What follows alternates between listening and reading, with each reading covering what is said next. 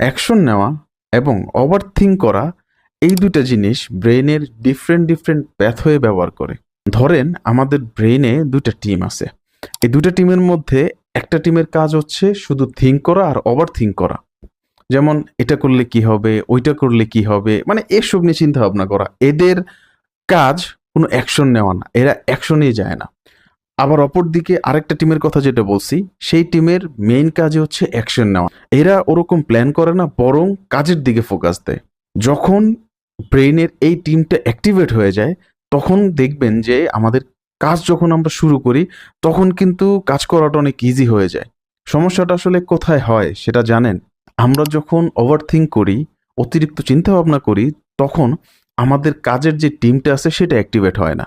তাই ওভারথিঙ্ক না করে আপনার মনোযোগ দিতে হবে যে আমি কিভাবে কাজটা শুরু করব। আপনি যদি একবার কাজ শুরু করতে পারেন তাহলে একটা মোমেন্টাম চলে আসে, তখন আপনার কাজ করাটা অনেক ইজি হয়ে যায়।